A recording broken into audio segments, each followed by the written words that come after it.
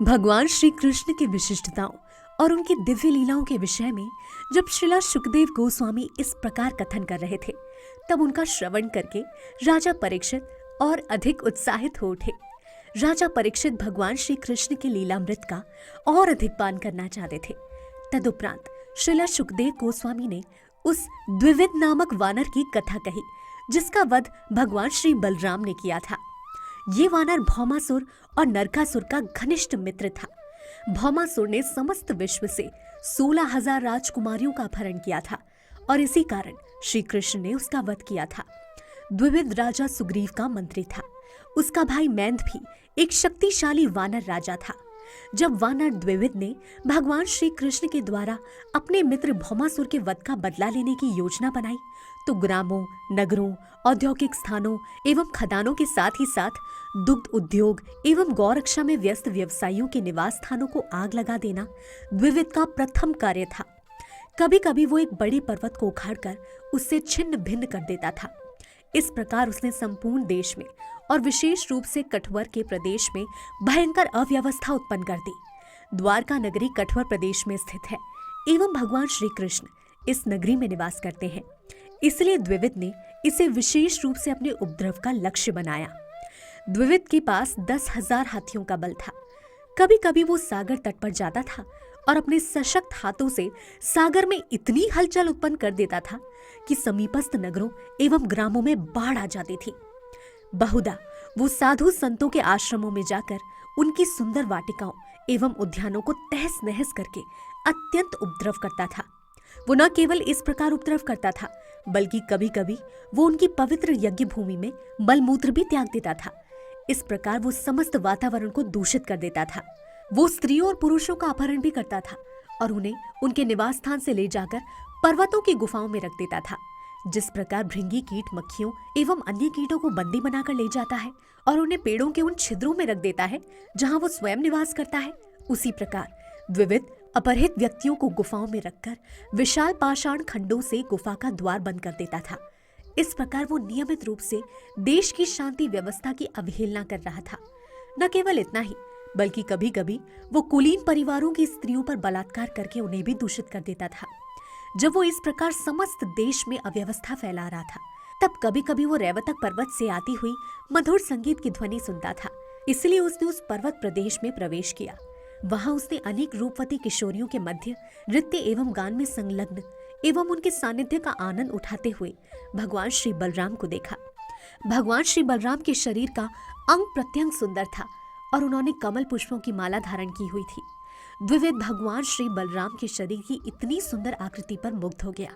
बलराम जी की भांति वहां उपस्थित सभी किशोरियां भी अत्यंत रूपवती थी और उन्होंने भी पुष्प मालाएं पहनी हुई थी।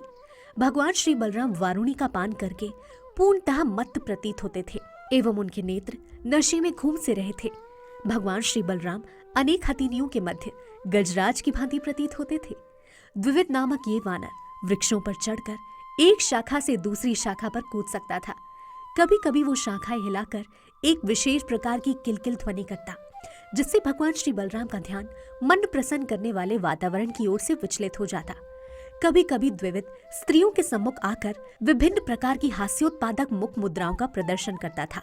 स्वभावतः स्त्रियां किसी भी वस्तु का हास्य तथा विनोद पूर्वक आनंद उठाती हैं, और जब वो वानर उनके सम्मुख आया तब उन्होंने उसे गंभीरता से नहीं लिया, अपितु उस पर हंस पड़ी। किंतु वो वानर इतना उद्दंड था कि बलराम जी की उपस्थिति में भी वो अपने शरीर के निम्न अंगों को स्त्रियों के समक्ष प्रदर्शित करने लगा। कभी कभी वो अपनी भौहें चलाते हुए अपने दांत दिखाने के लिए आगे आता था। बलराम जी की उपस्थिति में भी उसने स्त्रियों का अनादर किया।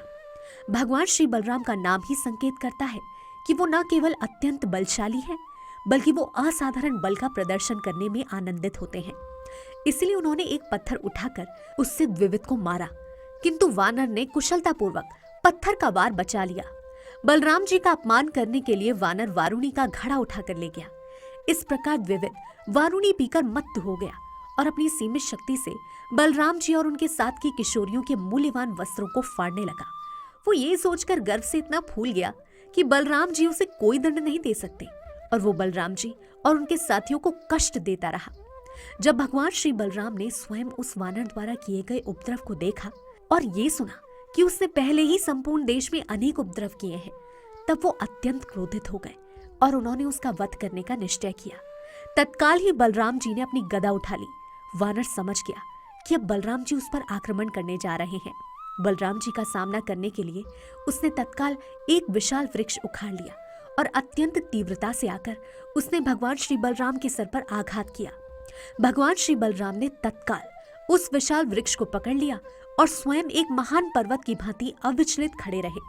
प्रतिकार हेतु उन्होंने अपनी सुनन नामक गदा से उस वानर पर प्रहार करना प्रारंभ किया। वानर के सिर पर गंभीर चोट लगी। उसके सिर से रक्तधारा अत्यंत तीव्रता से प्रवाहित होने लगी, किंतु रक्त की धार से उसके सौंदर्य में उसी प्रकार वृद्धि हो रही थी जिस प्रकार किसी विशाल पर्वत से प्रवाहित होती हुई तरल लौ धारा से पर्वत का सौंदर्य बढ़ जाता है। बलराम जी की गदा के आघात ने उससे तनिक भी विचलित नहीं किया। इसके विपरीत उसने तत्काल एक और विशाल वृक्ष उखाड़ लिया और उसके सभी पत्तों को तोड़ने के उपरांत उससे बलराम जी के सिर पर प्रहार करना प्रारंभ किया, किंतु अपनी गदा की सहायता से बलराम जी ने वृक्ष के टुकड़े टुकड़े कर दिए।